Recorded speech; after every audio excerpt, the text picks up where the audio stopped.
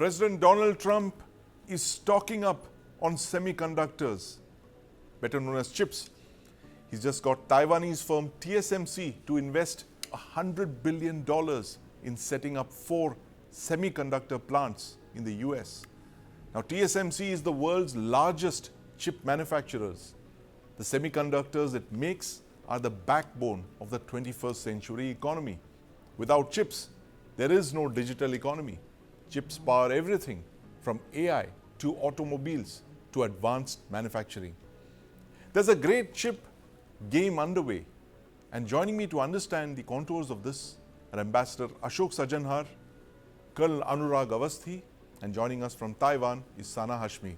Welcome to the News9 Plus show. Ambassador Sajanhar, President Trump has started a trade war today.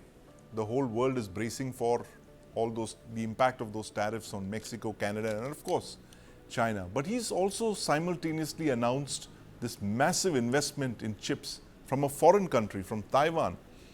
Is the US, in your estimation, preparing for a scenario when China overruns Taiwan and all its semiconductor plants?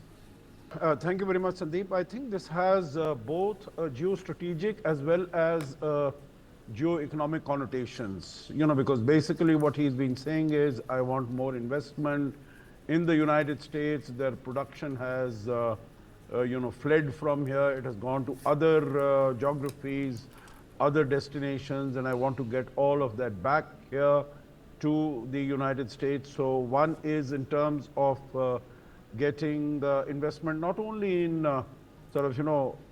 commodities like aluminum, steel, etc., but also in high-tech, high-value items like chips. So also wants to be in the forefront of technology. So obviously he wants chip manufacturers to come. He wants more investment to come. He wants more jobs to be created, more employment to be given to people. So that is, of course, one particular aspect, which has forced him to, which is the motivation for him to impose tariffs on European Union, on China, on Canada, on Mexico, and all the threats that he's been giving around the world. And of course, the other is the geostrategic element, which is that the way things are going, in my view, meaning this is nothing being stated in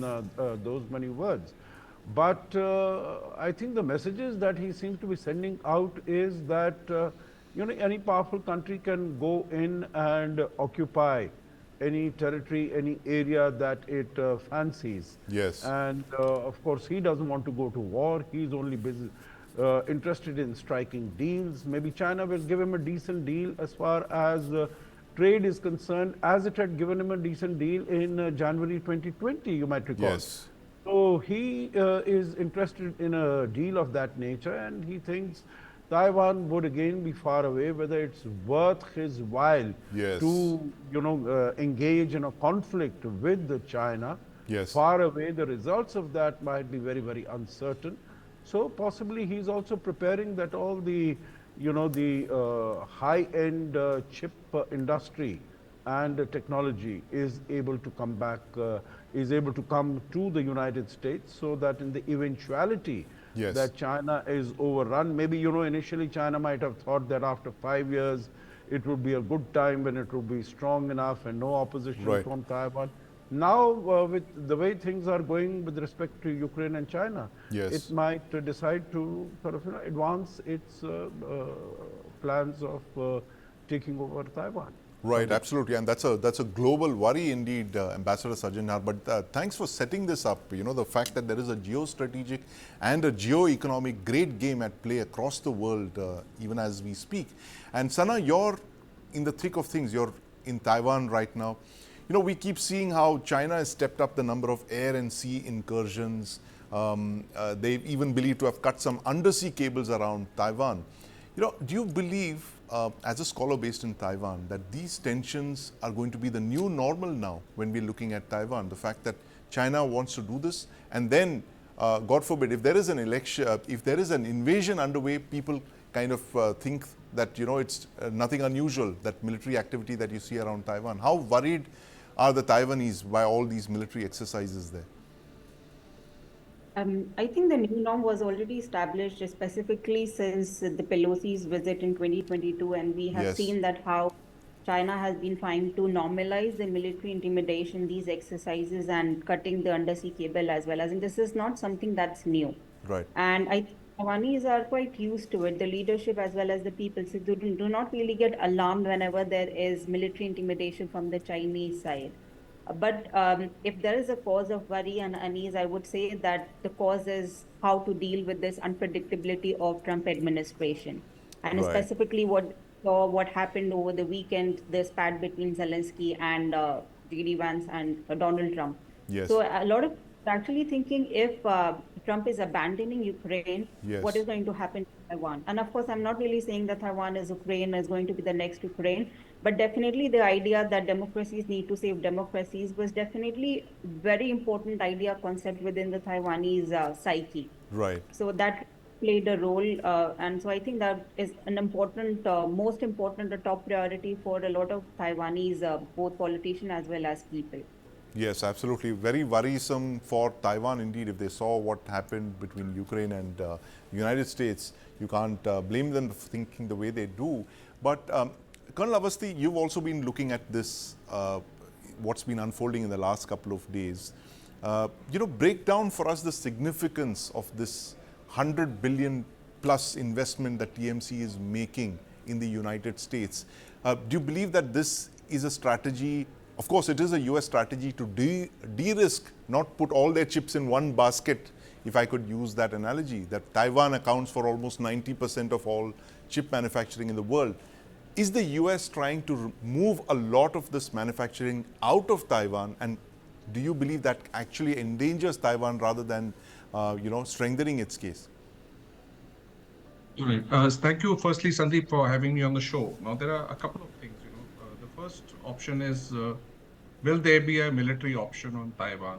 Let me again reiterate to you that it's not that simple. It's not simple because you're not looking at prosecuting operations littorally. It's an island. That is one. Second, while we may say that there is a lot of inter-country trade and various other investments which are cross-country between the Chinese mainland and Taiwan, which cannot be glossed over. Right. The third issue is that there are geopolitical underpinnings which cannot be, whisked away. And you say that somebody will go in for an offensive or whatever it is in some manner or the other. A, it is difficult. B, it doesn't sound logical right now. And C, it may not happen. Now, let me also take you through the paces of what we had argued much earlier when the Chips and Science Act 2022 came in place Right. in the Joe Biden administration, which was worth $52.7 billion. Well, if you chronicle that from the Chips and Science Act, which came in 2022, Right. you look at Stargate, which was launched in January with OpenAI, SoftBank, and Yes. Oracle. Thereafter, last week, Apple has pledged around $500 billion to expand its footprint in the United Right. States. If you go back yet again in 2022, when the Chips and Science Act came, TSMC had pledged to make one fab in Arizona, which Yes. is up and about. It is already making 4 nanometer chips today as we speak today. And then, of course, now you have the TSMC pledging more than $100 billion in making these state-of-the-art fabrication facilities and packaging facilities all across United States. Now, it's a pattern. It's Right. not in oblivion. Now, also, if you look at it in a very, very, quantifiable manner, this basically means 6 fabrication facilities by TSMC and additional facilities which have to be a part of these facilities. Now, what does it mean? It essentially means diversification, it means de-risking, and it means narrowing of global supply chains. That's exactly Right. what it means. And also, when you look at it, these fabs, when they come up in play, say by around 2028, they should be producing the cutting edge 2 nanometer chips, which will be the backbone for any high technology, gadget or weapon system or what have you in Right. the entire gamut of things. Now, also, you have to understand there are no tariffs. Right.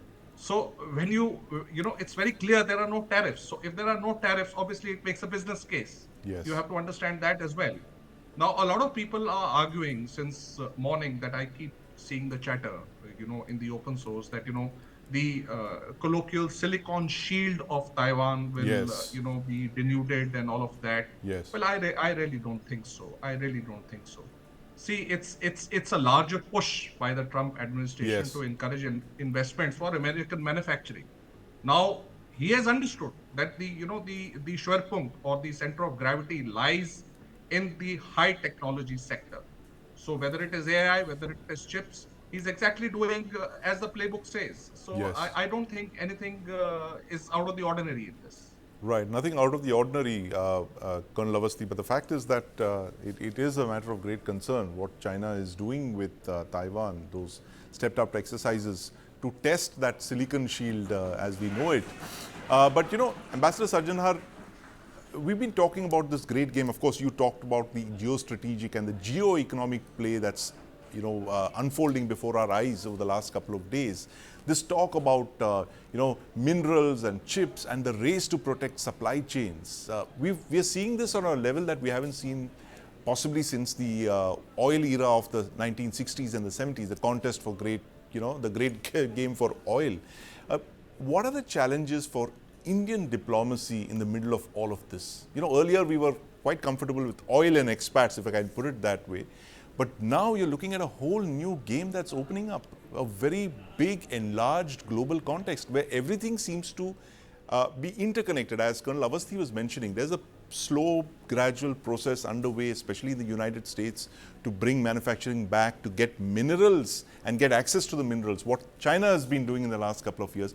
Give us your thoughts on what is the game that India should be playing in this new great game? Yeah, thank you very much for that question, Sandeep, because I think that's a very valid question. That's a very relevant question. And the question is coming from you today, but I think that as far as the Indian government is concerned, that has been focused on this for quite some time, Yes. because as you said very rightly, oil and gas, oil 85 to 90% are requirement coming from outside, gas 50% from outside, coal also significant quantities coming from outside, and we were sort of, whether it is in the past West Asia, which was meeting our requirements, more recently it is Russia, and going forward, and Venezuela also has come in, and going forward the United States also. So that. The other is in terms of, I think water is also a very important, natural resource, which is, people would say that water is going to be the new oil, and Yes. the wars are going to be fought over water. But of course, we know as far as technology is concerned. Yes. Now, what the Indian leadership has said, Sandeep, and you would recall, we said we were a colony when the Industrial Revolution came, and we could not Yes. really, take full advantage. But as far as the technology revolution is concerned, we are going to be in the forefront, and you've seen whether it is AI and or the homegrown, digital payment infrastructure, etc. Right. We are up there. Even as Yes. far as semiconductor chips are concerned, notwithstanding some voices, some noises domestically that we need not go into all of that, or even as far as AI is concerned, we need to look possibly only at the applications and not go into the hardware, Yes. in terms of manufacture, the LLMs, etc. But I think we have, in my view, wisely decided that, we go that way. And also, so, semiconductor chips also coming in here, manufacturing starting here.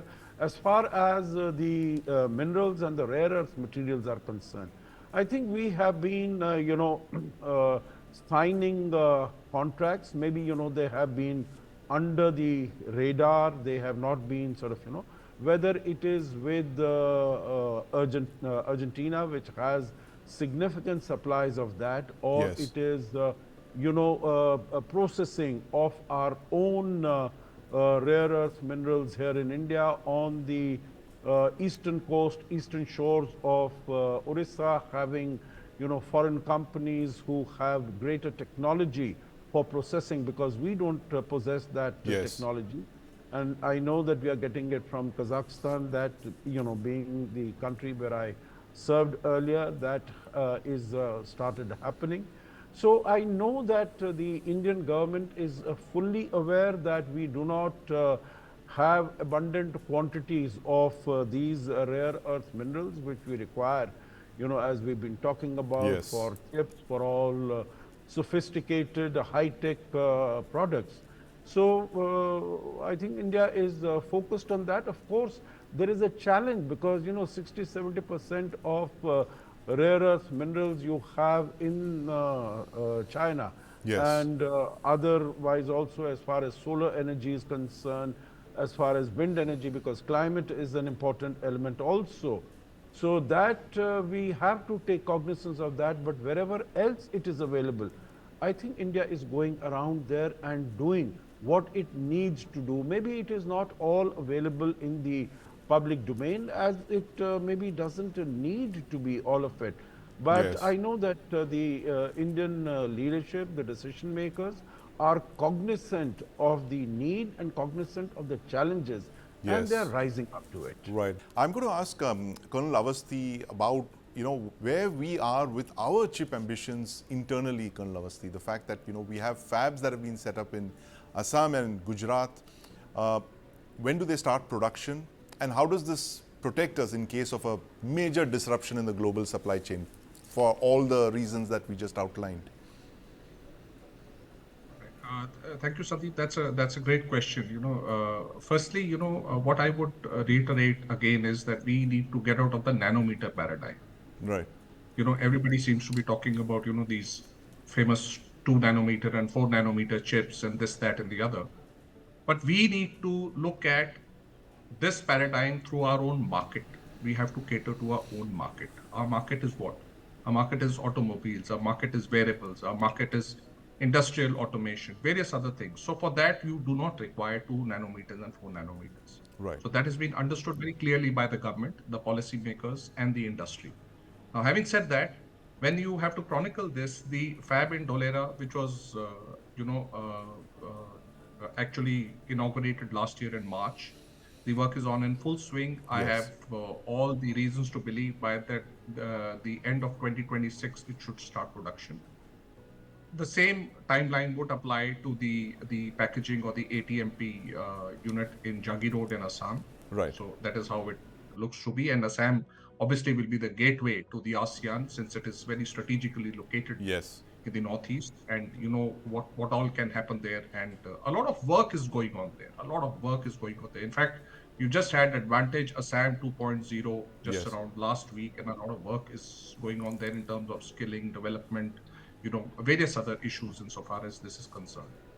When you look at the other two ATMPs of CG Power and Renaissance and Keynes, the work is up and about back in Sanand.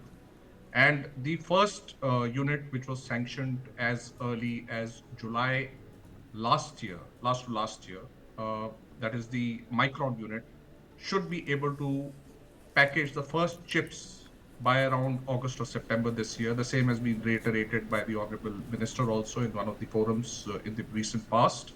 Yes. But, besides all this, we require a little more impetus in allied or associated technologies like the silicon carbide, the gallium nitride, Yes. and more importantly, the display ecosystem. Sandeep, the problem is that India is a large display market, Yes.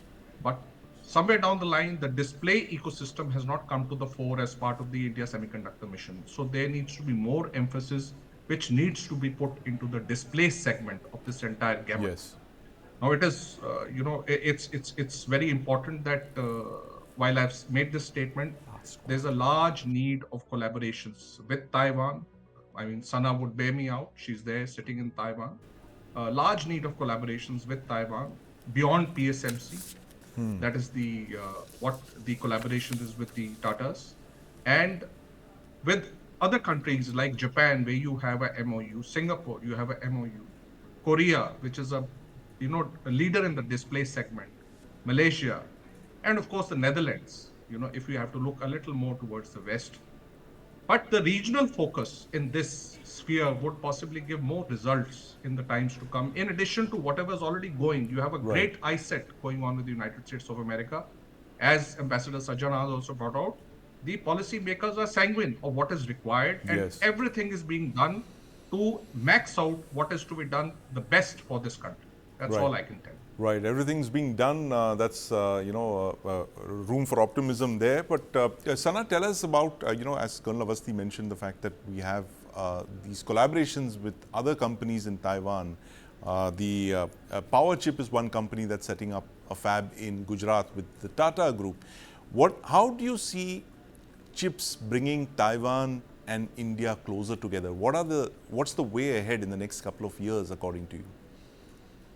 I think that's a very relevant and important question because when we talk about Taiwan, Taiwan is definitely synonymous with chip. And Yes. chip diplomacy is something that we have seen over the past years that India is also very interested in uh, fostering chip diplomacy with Taiwan. And of course, we have other countries, as Colonel Avasthi also talked about, Japan, South Korea, and India's own mission and how successful India's mission could be. And in fact, it's on the right trajectory. But of course, among all the countries, Taiwan is definitely one of the most important countries when it comes to acquiring assistance, when it comes to acquiring technology and investment. Power chip company is definitely there. Foxconn, we have seen that how close the Foxconn chairman has been with our Prime Minister Narendra Modi. But apart from that, of course, India is also eyeing TSMC. And Yes. with what TSMC has been doing in the US, there's definitely an example for India to emulate. But then I think India has been doing what it could do. It's doing its best to uh, kind of attract Taiwanese companies. It's talking about Taiwan, and it's actually unprecedented how our Prime Minister, our Foreign Minister has talked about Taiwan as an important economic and technology partner. I think that is so rare that no other foreign leader has done what our leaders have been doing. But I think, of course, there's lack of familiarity. There are stereotypes, outdated narratives. We are working on that. The Indian side is definitely working on addressing those concerns, those outdated narratives. But I do believe that it's Taiwan that has to take two steps towards India now. Right. There is this complementarity, and Taiwan's strength lies in semiconductor. So how does it capitalize with respect to its diplomacy with India? I think it's on Taiwan. And of course, what we saw with the US, it cannot really put all its egg in the US basket. It has Yes. to strengthen its outreach. And I think trip diplomacy is one kind of diplomacy that would definitely yield success with respect to India. So I do believe that Taiwan has to take two more steps than India is taking. And I do see, I'm very optimistic if that happens, the relationship is definitely going to define the trajectory of the Indo-Pacific region. Absolutely. Very important points there, Sana. And I'm going to ask Ambassador Sajanhar about where he sees India and Taiwan in this chip diplomacy, as Sana put it. I mean, what is the roadmap for us, Ambassador Sajanhar, given the fact that there are sensitivities with Taiwan? We've been talking about the one China policy. Of course, we've not said that very openly in the last couple of years, given the the post Galwan scenario. But how do we handle the issue of Taiwan and the fact that we need the technology in Taiwan without offending China, as it may? Yeah, okay, two points here. You mentioned about the one China policy that we have Yes. not mentioned since Galwan. Actually, we have not mentioned the one China policy since 2010, if you remember. Yes. I think it was, I forget who was the prime minister who would come in 2010. And that was the time that, this reference to this had moved out. Right. And then after that, it has not been brought into any of our bilateral declarations or statements that have come out. Right. So I think that is definitely a messaging that has gone there, but Yes. very valid and a very relevant messaging, because all the other countries seem to go there and parrot out this thing, about the one China policy. Now, coming on India and Taiwan, of course, we've been making statements in the past, and that we need, and even as far as Taiwan's southward policy is concerned, they have also been making this comments. But I think on the ground there has been little progress, and one of the reasons, of course, was in terms of the business environment that prevailed in India, whether Yes. it was in terms of ease of doing business, in terms of getting investment, resolution of disputes, and all those other things. And I think we've been making progress on that, whether it is the GST, whether it is the Yes. IBC, or many of the other aspects. So as Sana mentioned about the uh, good close rapport that exists with the Foxconn leadership as far as India is concerned. Yes. Also the manufacturing of Apple from here, and that I think it took most people by surprise that the products that are coming out of India, high-tech products that are coming out of India, that they would be, that Indian labor force would be able to handle it so very well, so very effectively, and come out without much as far as maintenance of quality is concerned, that could be retained. So I think that is the good message that is going out, and that is also brings greater confidence to those who want to invest here. Because earlier you would remember, Sandeep, that there was always this thinking that any technology that comes here, the Indian the skill levels of our labor force, of our workforce, Yes. are not good enough, and so on. But I think that slowly, gradually, but surely, we are overcoming that. And also, I think the whole domestic environment is being worked towards such, in such a manner that we are focusing on it. There is much greater confidence amongst the outsiders and much greater interest back home in India, to have these collaborations. So I think relations with Taiwan are moving well, moving satisfactorily. But of course, they need to, particularly in the area of chips, where we have expressed a very serious interest. I Yes. think there is so much more that we can do There's together. so much more that we can do together, in fact. And, Colonel Avasti, the dragon in the room remains China. And, when the DeepSeek LLM was unveiled a couple of weeks back, there was a lot of speculation about where China had managed to get its chips from. Explain to us what the Chinese are doing to overcome the CHIPS Act and all of these other firewalls that the United States has put on high technology, preventing the Chinese from getting hold of this high tech, the chips, the 2 and 4 nanometer chips. Sandeep, let me, get you first to 1987 Deng Xiaoping, and this has been brought out by you earlier. He said Yes. that if Middle East has oil, China has rare earths, Yes. unquote. So they have the wherewithal insofar as the material is concerned. Now, when they have the materials, they have the skill sets. They only possibly lacked in the equipment, which was to be manufacturing these, this critical technology in the world, including the, very state-of-the-art lithographic machines and all of that, Yes. which are made by ASML in the Netherlands. Now, they have perfected the art of the supply chain management. They have perfected the distribution part of it. But where they are now lacking is making cutting edge chips. Right. Uh, how they make it and when they make it is a question of debate and discourse.